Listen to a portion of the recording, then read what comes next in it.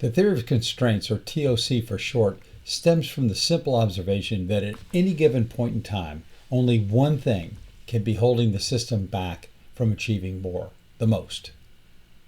Backing up, we know this, right?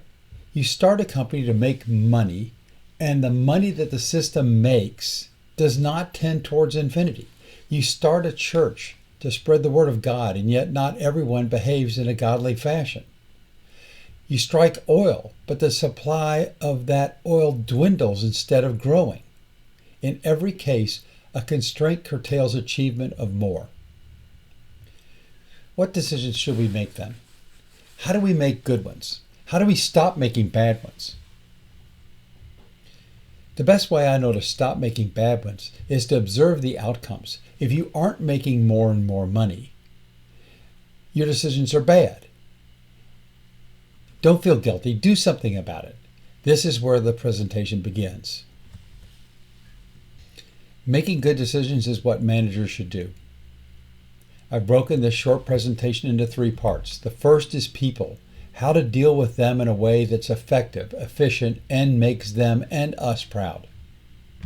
The second is the context. I've seen so much advice given by successful people suggesting that others do what they did. However, the embedded assumption is that your context is the same as theirs. Is that always true? There are many examples in all aspects of business, but one particularly evil one is the notion that some software will make things better in your company. Doesn't every software vendor claim this? Who checks the assumptions behind it? All software implementations are expensive and disruptive. I once sat in the office of a large Fortune 100 customer who makes a product that's in every kitchen. My friend there told me, "We're installing a new ERP system." I said, "Wow, that sounds expensive." He nodded and said, "Yes, $37,500 per person." I asked, "How many people work in the company?" He told me 10,000. My jaw dropped as I did the math in my head that worked out to hundreds of millions. When I could speak again, I commented, "They must be laying off lots of people with the work that system saves." He answered, "No, we're adding people." My final question was, why did they buy it then? 10 years later, that company was sold in financial distress. 5 years later, the buyer resold the company in financial distress. Fortune 100 companies pay their top management tens of millions per year. They only hire the brightest and best. Assuming you are of normal intelligence, capable but not a genius, how can you make better decisions? I'll cover the basic tool for assessing your context in this section. Last, we'll think about different ways to use the tool and 2 examples. So, on to people. What do all people share? This starts with a story. My friend and mentor, Ellie Goldratt, who came up with the theory of constraints, told me, if you ask people what they want, many will respond with, "I want an easy life." Ellie disagreed and checked his assumption by telling the person, "Oh, you want an easy life? Well, just take a big hammer and hit yourself on the head as hard as you can. They'll bring the food and drink to your bed for as long as you live." Those people usually shudder. He suggested that what people actually want is what I have here, a full life. That's your goal. So what must you do? So what must you accomplish to have a full life? Only one thing: enough meaningful successes. And to have that, you need 3 things. Starting in the middle, you first need lots of opportunities. And then, because you'll fail a lot, you need the thing on the left, the stamina to overcome failure. And you need the ability to collaborate with people, because no matter who you are and what your skills are, you can't do it all. So, in order to do these 3 things, you only need one thing, and that's the ability to think clearly. However, that ability is blocked by 5 obstacles. So, the next step is to think clearly. You must overcome 5 obstacles. Here they are. Perceiving reality as complex, accepting compromises, blaming others, the need for certainty, and thinking you know, or thinking you don't know. Either one's just as bad.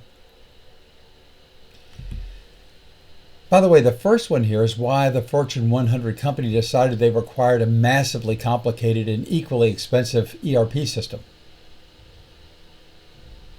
Why are these obstacles blocking our way to a full life? Are they just facts of life? Something we must learn to deal with? Or are they something that we cause and can control? People fear complexity, and with good reason. Complex systems are even worse to manage than complicated ones. At least in complicated systems, if you study hard enough, you can comprehend how they work. Complex systems, on the other hand, are full of unknowns. How do we conquer this fear?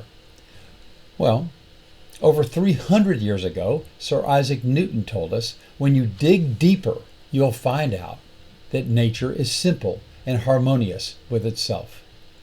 This notion of inherent simplicity, if you choose to believe it, makes you effective inside any complex system. Next, why do we accept compromises? I hope you're noticing a pattern here. The thing we must overcome is again our fear, this time the fear of conflict. Will my friend, my wife, my coworkers never speak with me again if I argue with them? Do they like compromising so they never get everything that they want? Goldratt came up with the idea of a conflict cloud. He claimed every cloud can be evaporated, so both sides get everything they want without compromises. You just need to believe that. I don't have time to go into clouds more in this presentation, but follow up with me if you're interested in forming a tighter relationship with everybody you interact with and having deeper trust with them, and vice versa. Since I learned this, I've never found a conflict I couldn't eliminate. All you have to do on the third one is be 100% responsible for yourself and to others. Never give up your power by blaming. This one makes us want to be able to predict the future. Sadly, the specific details of the future are unknowable. Forecasting customer demand cannot be done. I don't care what AI you've got or what AI subsequently develops. What TOC teaches us is to buffer against uncertainty. Then dynamically adjust the buffer up or down based on the actual demand. Back to where I started this section. If you're making good decisions, profits are climbing. If they are declining or fluctuating within a range, you are not. It's just that simple. Can you always admit it when you're wrong? If you do, you will learn. If you learn, you will expand what you can accomplish. On the other hand, are you brave enough to try something you're unsure of how to do? Does that make you give up on things you ought to attempt? Every success creates a bigger, stronger base from which a higher next leap is possible. There's no limit. We're not deciding how to split up a limited pie. We humans are like a bakery that makes pies. There are as many as you want. Or let me say it this way, as many as you can earn. People are commonly fearful, not just you, but all the people who work for you. Be aware. Create a context that helps them be less fearful. I'll stop here with people and delve into how you can understand your business context to make better decisions. These 5 focusing steps were first published in the second revised version of Ellie Goldratt's first book, The Goal. That book has sold over 10 million copies and has been translated into 47 languages. Most books are a flash in the pan. They start out really big and then they fall off over time. The Goal has continued to sell for the last 40 years. Interesting, no? Maybe there's something in it of use. So how do you recognize the constraint in your business? The one thing that holds you back the most. Work piles up at the constraint. That's the bottom line. If the constraint can be immediately removed without a significant investment, do it and go back to step 1. This also applies to policies that hold the company back. While they're not technically constraints, They can be the most powerful lever for improvement. Please notice that step 2 asks you to decide.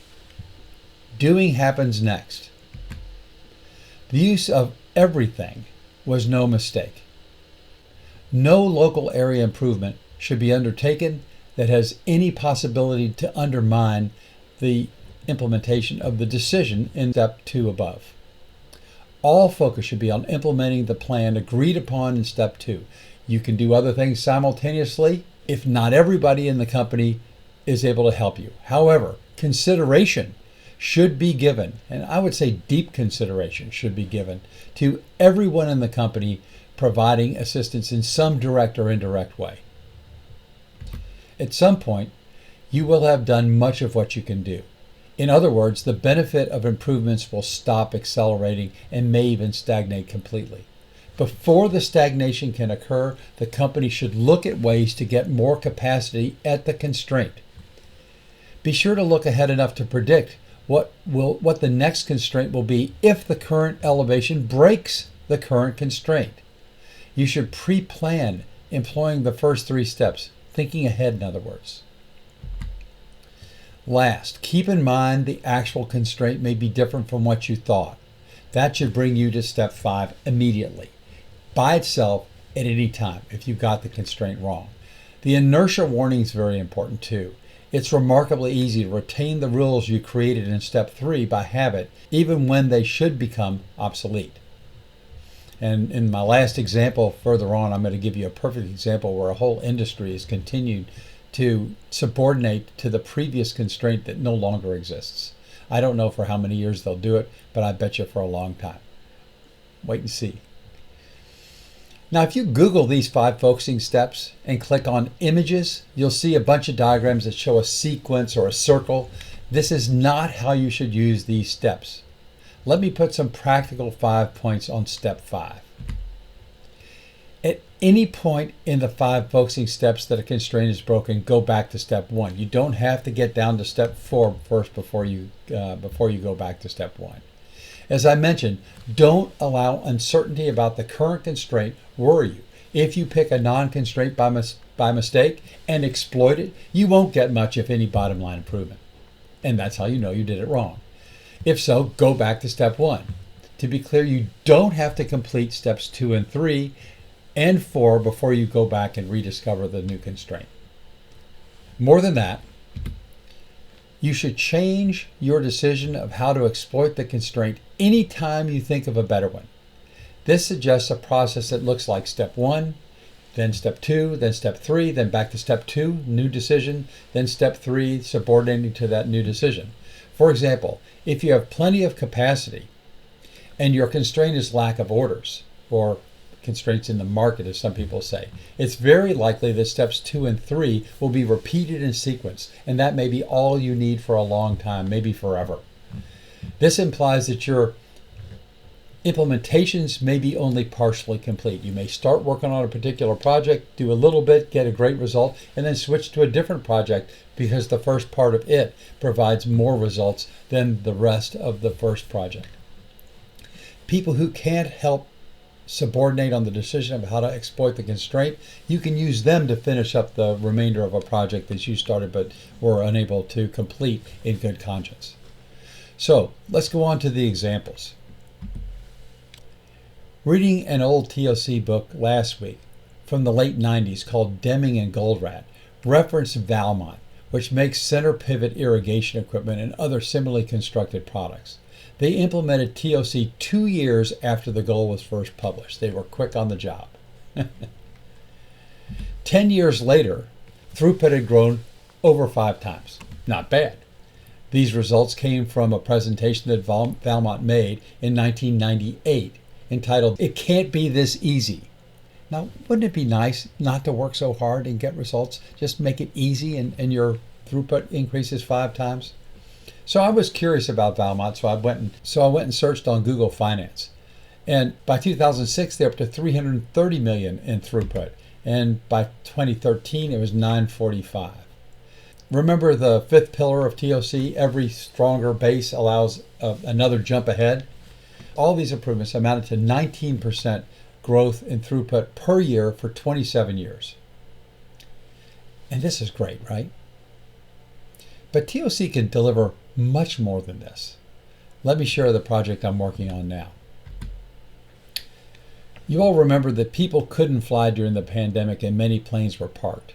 Airlines recovered remarkably well from COVID. They did so by halting expensive maintenance. And they were able to do that because they had good planes still to fly, planes they weren't using anymore. By the summer of 23, U.S. domestic travel had surpassed 2019 levels. 1 year later, this last summer, international travel was at record levels too. What did the 3-year lack of work do to maintenance, repair, and overhaul companies? MROs for short. Obviously, to survive the protracted downturn, they cut expenses, reducing capacity. You all know what this means. Demand for current engine overhauls is at record levels, and there are 3 years worth of deferred maintenance to catch up with, and to do it with reduced capacity. High demand and low supply means higher prices and extended turnaround times. So the prices for an overhaul is up, and it takes longer to get one. How long's the wait? 10 months, edging towards a year. Owning a plane you could fill with passengers, but which is grounded for required maintenance for 10 months, cost an airline $40 million in lost profit. Let that sink in. That's a signal that the constraint for all commercial aviation has become maintenance. And if you zoom into an MRO, it's personified by the certified mechanics who do the work. What to do about it? Can we help? The answer is speed up engine overhaul turnaround times. TOC knows exactly how to do that. The thing to focus on is, what do your customers stand to gain? So here's what my company can do for airlines, pessimistically in dark blue and optimistically in orange. This is added profit. To put it in perspective, the current profit for all airlines in the world is around $5 billion, right here at the lowest line. My target for the group's profits is about 1/10 of the benefit we deliver to our customers. That way they appreciate us. To compare us to Valmont, remember they did 19% growth over 27 years? This project will deliver about 200% growth per year for investors. Said another way, we may accomplish in 5 years what Valmont did in 25. That's the power of seeing and acting on an industry constraint. You can also see and act on the constraints in your company. And you can look outside, and you should look outside to understand constraints that are exhibiting themselves in your customers' companies by undesirable effects, something they would characterize as an undesirable effect, a cause. And then break that cause, you've got a breakthrough. It's just a matter of figuring out how to sell it.